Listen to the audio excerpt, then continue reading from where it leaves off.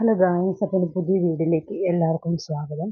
അപ്പോൾ ഇന്നത്തെ വീഡിയോ എന്ന് പറയുന്നത് ചിക്കൻ ബിരിയാണിയാണ് കേട്ടോ ഉണ്ടാക്കാൻ പോകുന്നത്. അപ്പം കുറേ ആയി ചിക്കൻ ബിരിയാണിയൊക്കെ ഉണ്ടാക്കി കേട്ടോ. അപ്പോൾ ഞാൻ എല്ലാം റെഡിയാക്കി വെച്ചിട്ടുണ്ട്. അത് അരി കുതിർക്കാനായിട്ട് വെച്ചിട്ടുണ്ട് കേട്ടോ. അത് പിന്നെ ഇതിന്ന് അരി ഒന്ന് മാറ്റി വെക്കണം. അപ്പോൾ ഞാൻ ആദ്യം തന്നെ കുറച്ച് സവോള വറുക്കാൻ നോക്കി കേട്ടോ. അപ്പം കുറച്ച് പാൻ എടുത്തിട്ട് അതിലേക്ക് കുറച്ച് എണ്ണ ഒഴിച്ച് കൊടുത്തിട്ടുണ്ട്. പിന്നെ അതിലേക്ക് ആവശ്യത്തിന് സവോള ഇട്ട് കൊടുത്തിട്ടുണ്ടായിട്ടൊന്ന് ബ്രൗൺ കളറാക്കി എടുക്കണം. അപ്പോൾ നമുക്ക് ബിരിയാണി ഉണ്ടാക്കുമ്പോൾ അതിന് മുകളിൽ ഇടാനായിട്ടാണ്. അപ്പം ഞാൻ അരിഞ്ഞ് വെച്ചതിനകത്ത് കുറച്ച് അങ്ങനെ എടുത്ത് വറക്കണം. നന്നായിട്ടൊന്ന് ഇളക്കി കൊടുക്കട്ടെ. അപ്പോൾ ഈ ഒരു കളറൊക്കെ ആകുമ്പോഴേ നമുക്ക് കോരി എടുക്കാവുന്നതാണ്. അത് ഞാൻ കശുവണ്ടിയും കിസ്മിസും അതൊക്കെ ലാസ്റ്റ് നെയ്യിൽ വറുത്തെടുക്കാൻ നോക്കിയിട്ട്, ഇതിപ്പോൾ ഞാൻ സൺഫ്ലവർ ഓയിലാണ് വറുത്തെടുത്തേട്ടോ. അപ്പോൾ ഞാൻ ചിക്കൻ്റെ മാരിനേറ്റ് ചെയ്ത് വെച്ചിട്ടുണ്ടായിരുന്നു. മുളക് പൊടി, ഉപ്പ്, മഞ്ഞൾപ്പൊടി, പിന്നെ കുറച്ച് കാശ്മീരി മുളക് പൊടി. ഒരുപാട് ഇട്ടില്ല, അതായിട്ട് കളർ കുറവായിട്ട് തോന്നുന്നത്.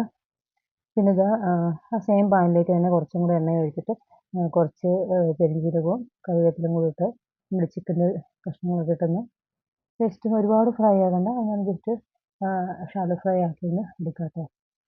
അപ്പോൾ കറിക്ക് ഇച്ചിരി കൂടെ ഒന്ന് ടേസ്റ്റ് കൂടും. അപ്പോൾ അങ്ങനെ ഞാൻ എല്ലാം വറുത്തുകൊണ്ടിരിക്കുക കേട്ടോ. ഒരു സെക്ഷൻ വറുത്ത് കഴിഞ്ഞു. അപ്പോൾ ഇത് തീ കൂട്ടിയിട്ടിട്ട് എടുത്തു കഴിഞ്ഞാൽ കരിഞ്ഞു പോകാൻ, പിന്നെ ഉള്ളം അങ്ങനെ ശരിക്കും വേവില്ല.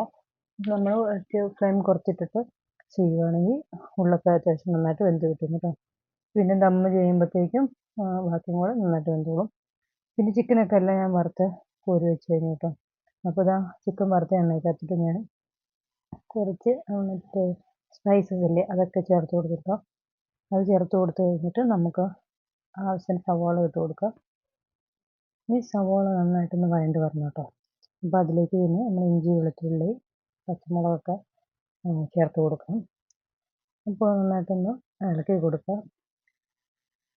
ഇപ്പോൾ ആ പാനിലേക്ക് തന്നെയാണ് സവോള വെച്ച് കൂടുതലും കൂടെ എണ്ണ ഇളക്കാൻ ഇച്ചിരി ബുദ്ധിമുട്ടുണ്ടായിരുന്നു കേട്ടോ. പിന്നെ വഴണ്ട് വന്നപ്പോഴത്തേക്കും കുഴപ്പമില്ലായിരുന്നു.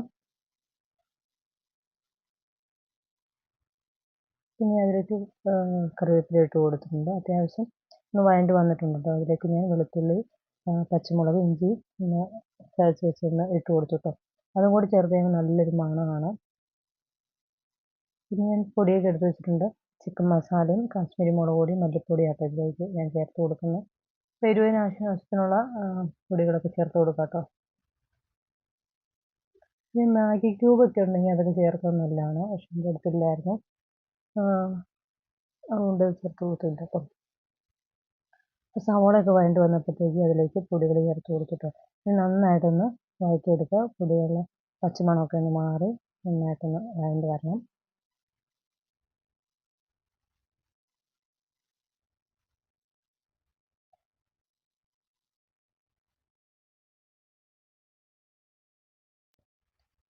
അപ്പോൾ അതിൻ്റെ ചുവയൊക്കെ ഒന്ന് മാറിയിട്ടുണ്ട് കേട്ടോ, മണമൊക്കെ. അപ്പോൾ അതിലേക്ക് ഞാനൊരു മീഡിയം തക്കാളി ചേർത്ത് കൊടുത്തിട്ടുണ്ട്. ഇനി തക്കാളി ചേർത്ത് കൊടുത്തിട്ട് നന്നായിട്ടൊന്ന് മിക്സാക്കി കൊടുക്കണം. പിന്നെ ചട്ടിയിൽ ആ പാനിൽ വെച്ച് ബുദ്ധിമുട്ടായതുകൊണ്ട് ഞാൻ വേറെ ഒരു ചട്ടിയിലേക്ക് മാറ്റി കേട്ടോ. അപ്പോൾ ഇതാകുമ്പോൾ ദമ്മും കൂടി ചെയ്തെടുക്കാമെന്ന് വെച്ചു. അപ്പം മസാലയെല്ലാം അതിലേക്ക് എടുത്തിട്ട് നന്നായിട്ടൊന്ന് വഴറ്റി കൊടുക്കുക. ഇനി നമുക്കിതിലേക്ക് വറുത്ത് വെച്ചിട്ട് ചിക്കൻ ചേർത്ത് കൊടുക്കാം കേട്ടോ. അപ്പോൾ അങ്ങനെയെല്ലാം ചിക്കനും ചേർത്ത് കൊടുത്തിട്ടുണ്ട്. ഇതിലേക്ക് കുറച്ച് ഞാൻ വറുത്ത് മാറ്റി വെച്ചിട്ടുണ്ട് ഇപ്പോൾ പൊന്നൂസിന് കഴിക്കാനായിട്ട്. അപ്പോൾ അങ്ങനെ അരിയൊക്കെ ഇട്ടു കേട്ടോ. അരിയൊക്കെ ഇട്ടു ദമ്മൊക്കെ ചെയ്തൊന്നും വീഡിയോ എടുക്കാൻ പറ്റിയിട്ടില്ല. അപ്പോൾ ഞാൻ അതിലേക്ക് കുറച്ച് മഞ്ഞൾപ്പൊടി, കുറച്ച് പാലിലൊന്ന് കലക്കി മുകളിൽ കൂടെ ഒന്ന് ഒഴിച്ചിട്ട് കൊടുത്തിട്ടുണ്ടായിരുന്നു കേട്ടോ. പിന്നെ നമ്മുടെ കാഷ്യൂനട്ട്, കിസ്മിസ്, മറ്റേ സവോള വറുത്തെല്ലാം ചേർത്ത് കൊടുത്തിട്ട് കുറച്ച് മല്ലിയിലയും കൂടി ഒന്ന് അരിഞ്ഞ് ഇട്ടിട്ടുണ്ടായിരുന്നു കേട്ടോ. അപ്പോൾ അങ്ങനെ നമ്മൾ അടിപൊളി ബിരിയാണി റെഡി ആയിട്ടുണ്ട്. നല്ലതായിരുന്നു കേട്ടോ, അത്യാവശ്യം നല്ല ടേസ്റ്റ് ഉണ്ടായിരുന്നു. അപ്പോൾ അതിലേക്ക് ഞാൻ സാലഡും പപ്പടവും കൂടെ ഉണ്ടായിരുന്നു. പിന്നെ അച്ചാറില്ലായിരുന്നു, ഇതും കൂടെ വേണ്ടതായിരുന്നു കേട്ടോ. അപ്പോൾ എല്ലാവരും ഒന്ന് ട്രൈ ചെയ്ത് നോക്കട്ടെ. അപ്പോൾ എൻ്റെ വീഡിയോ ഇഷ്ടമായെങ്കിൽ ലൈക്ക് ചെയ്യുക, ഷെയർ ചെയ്യുക.